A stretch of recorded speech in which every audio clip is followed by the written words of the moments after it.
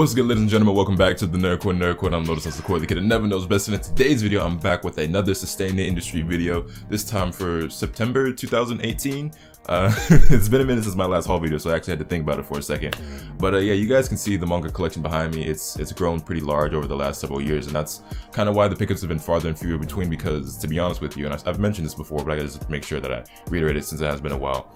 I kind of, for the most part, own the majority of the manga that I kind of set out to acquire when I first got into the whole idea of manga collecting. It doesn't mean I haven't lost my passion for manga at all. That's not the case at all. I still love manga, and there's still manga out there that I do want to buy, but it's just that, you know, there's just not as many volumes out there that I really feel the need to have. Like, I just have like this burning sensation in my pocket to spend money on, because, you know, I kind of have the majority of the series that I want, aside from a few ongoing series and just a few series that I've yet to kind of crack into that I think I would really enjoy.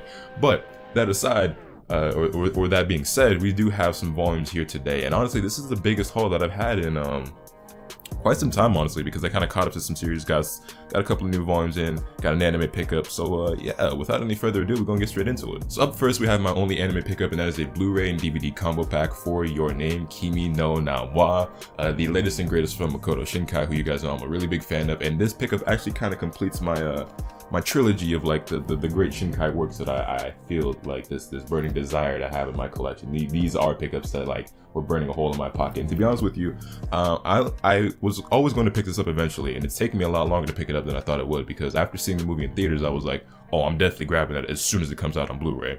The thing is, though, I wanted like the limited edition, but when it first came out, I didn't have the money for it. And, you know, just time goes by, it sells out, it goes out of print, it comes back, and, you know, it restocks, all this and that, and I just never really got around to picking it up.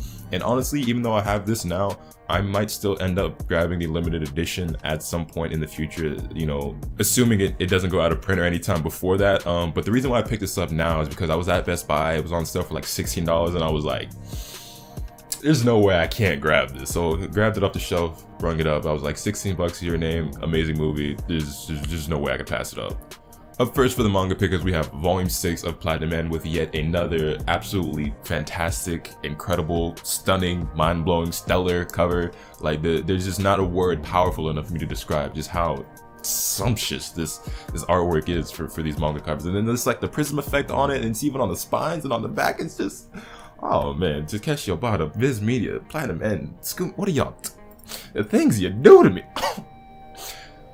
I know this is one of the most polarizing series in my collection. It seems a lot of people have some really strong feelings towards it, and they either love it or hate it. Personally, I stand in the love it camp. I know a lot of my friends and fellow manga YouTubers tend to stand in the hated camp, but it is what it is, to each their own. The artwork is phenomenal, if nothing else. Everyone unanimously agrees upon that. And honestly, like, it still stands true that this does remind me a lot of Future Diary, which is another polarizing series that people seem to either love or hate.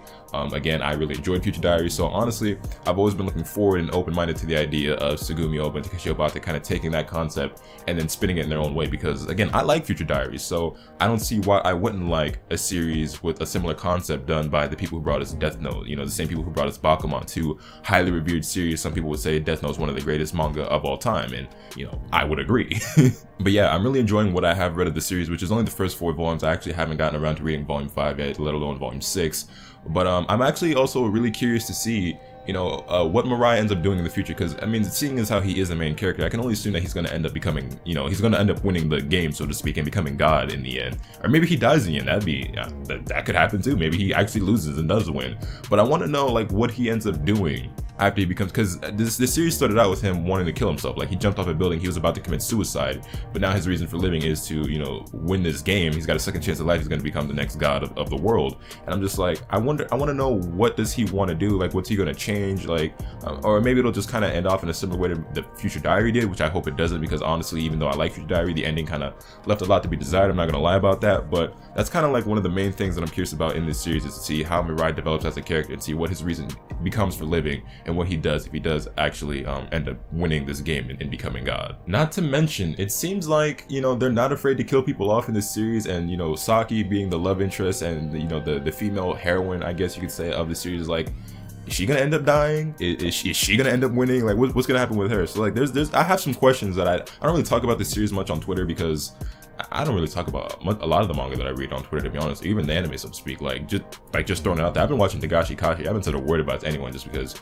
it's just something I was just doing in my own time. I just don't, necessarily talk or tweet about every single thing that I read or watch. But yeah, I have a lot of questions, a lot of theories about the series personally, and if anybody wants to talk about it in the comment section down below, we can get that popping. But bear in mind, I've only read up to volume 4, so I'm probably behind a lot of you guys who've been reading online, and I can read up to volume 6 probably by the time that this video is out. But yeah, I can only talk about so much with 6 volumes worth of content, but it is what it is. Up next, we have volume 1 of Dr.Stone, which is finally released in English. And I'm not gonna lie to you, this one was kind of an impulse buy, and I don't usually do impulse buys when it comes to manga or anime pickups, although the few times that I have done it in the past, it's kind of worked out really, really well for me. In fact, the first ever manga haul that I did on this video, the first ever sustained industry video that I ever did, included 2 impulse buys. And those 2 impulse buys were Volume 1 of My Hero Academia and Volume 1 of Twin Star Exorcist back in 2015. Now, the OGs who've been on the channel for a minute, you already know. You're like, if you've been here since like the dawn of this channel, which obviously most of you haven't, but that was the first sustained industry video I ever did. My Hero Academia, Twin Star, and I had like some Dragon Ball volumes, I believe, as well, and maybe some Dead Man Wonderland volumes. I think that was what was all included, like my first ever sustained industry, which was like the second video I ever did on this channel. And I don't think I need to say too much about My Hero Academia, right? And for those of you who don't know about Twin Star Exorcist, I think it's really, really, really good in my opinion. Great artwork, lovable characters. I love the humor in it. I like where the story is going. The fights are epic. The powers are pretty dope. I like everything about it. It's honestly probably in my top 10 favorite manga right now. Maybe not very high in the top 10, but it's probably in that top 10. I highly recommend the manga over the anime, by the way. If you've seen the anime, like, I can't be all that. Nah, give it a chance. But anyway, Dr. Stone. This is a series that has been highly recommended to me over and over and over and over again since it debuted in Shonen Jump. And it's something I always wanted to check out, and I just kind of never really got around to it. You guys know, as a collector of physical manga, I don't really like to read online, like, ever. It's just not the same to me anymore. It's just, I like having the book in my hands. I like the feel of the pages. I like to smell the fresh paper, you know what I'm saying, when I get a new volume in. It's just, I just don't really enjoy reading manga online anywhere near as much as I enjoy reading it in my hands. But now that this is out in English, everybody's been telling me about this series for like the last year or 2 or however long it's been going, and it's probably time I give it a fair chance. I actually kind of read through like the first half of the volume rather quickly, though. I didn't really like digest it and take the time to properly take it in.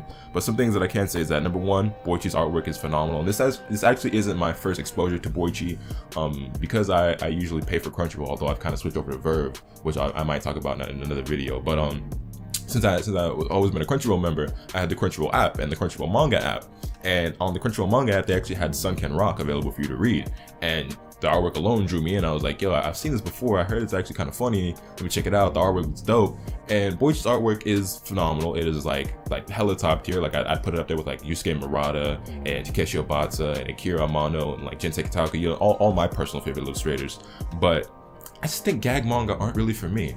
And I know this might have some of those similar elements, being that Boichi is working on it as well, but he's actually not the writer, he's just the illustrator. The writer is Riichiro Inagaki, who I'm not familiar with. I don't know what his previous works might include, if any at all.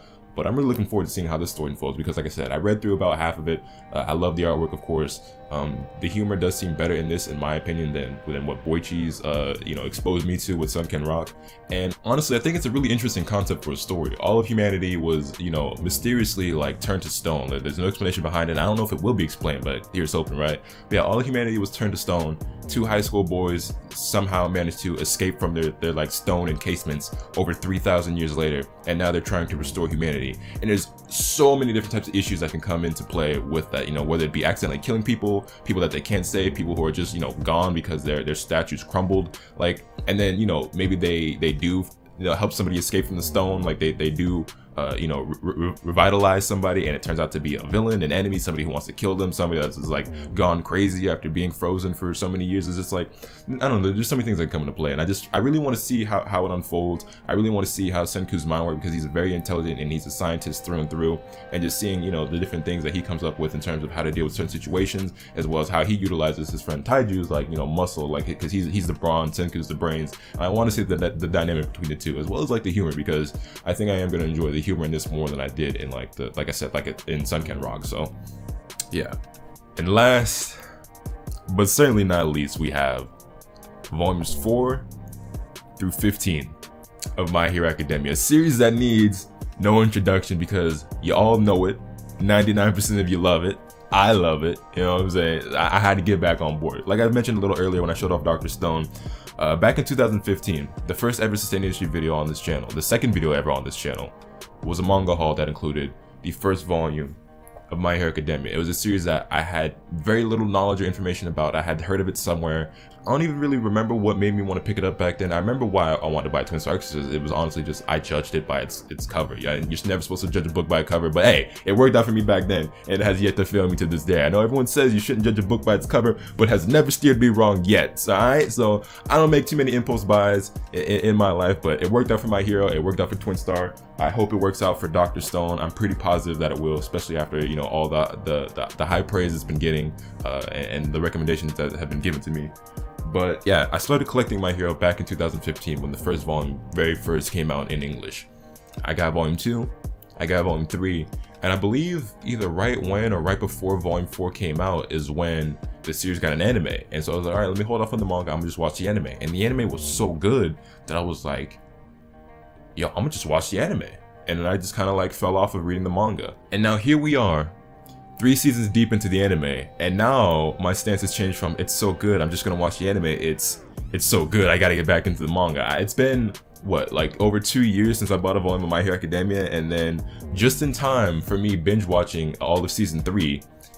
Of course, rightstuf, big shout out to rightstuf, link will be in the description down below because that's usually where I buy all this manga from, had a sale for My Hero Academia. They had like bundles for like $25 for like 5 volumes, and then every other volume was like $5.19 a pop if you didn't buy the bundle. So I got volume 4, I got volume 5, and then I bought bundles for volumes 6 through 10 and 11 through 15, I think it was, something like that, right?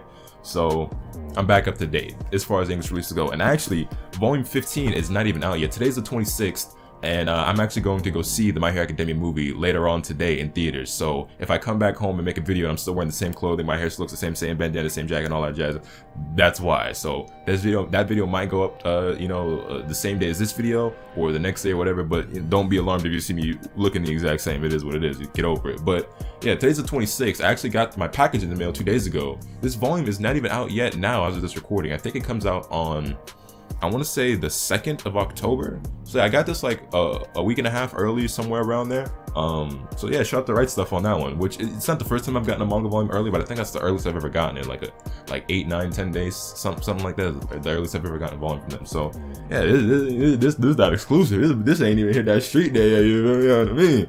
But yeah, so that's volume 15. But getting back into it, we have volume 4, volume 5 with one of my favorite covers. Then we have volume 6, which I remember a lot of people weren't really feeling. They didn't really like the color of this one. They didn't like the way the green looked on the spine with the number 6, which personally I strongly disagree. I think this is definitely one of the best ones in My Hero Academia as far as the volume covers and the spines go. But yeah, volume 6 during the Stain arc.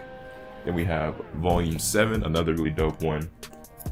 Volume 8, which is another one of my favorites personally out of all 15 volumes so far. Yeah, the colors on this one just pop so well and it contrasts so nicely with the white. Is just really ill to me. Then moving on, we got volume 9, volume 10, and volume 11, and oh man, this is where it really starts to go down. This right here is where it really started to go down. I mean, the series has been good up to this point, but man, let me tell you something. My Hero's so good, bro. It's so good. It's so good. It's so good. Moving on, we got volume 12, volume 13, volume 14, which I don't know about this man right here, but I heard some things about this man right here. I believe this is Overhaul. I could be mistaken. That's just my guess. I think that's him, right? I don't know yet. I haven't been introduced to this character yet. But yeah, that's volume 14. And then where did I just put it? We had volume 15. Oh, right here. We have volume 15.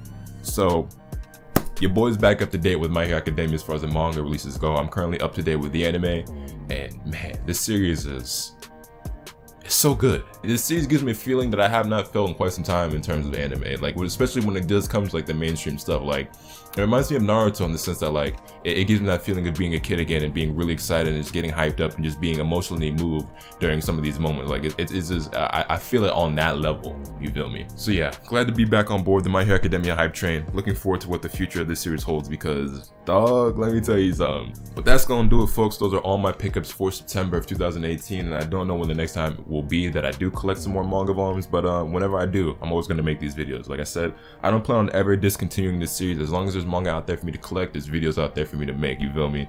So yeah, let me know you guys' thoughts in the comments down below. Let me know what volumes that you guys have picked up recently. I know it's been a while since I've actually frequented some of the manga haul videos myself, and it's definitely been a while since I made one. So let me know stuff that you picked up recently, maybe even so far this year. Let me know what you're looking forward to picking up. And me, hit this video a like if you enjoyed, subscribe if you haven't already so you can stay tuned for all the awesome content I'm bringing you, and with all the big the streams all up today. And remember, nothing can happen to you when they're bad. Later.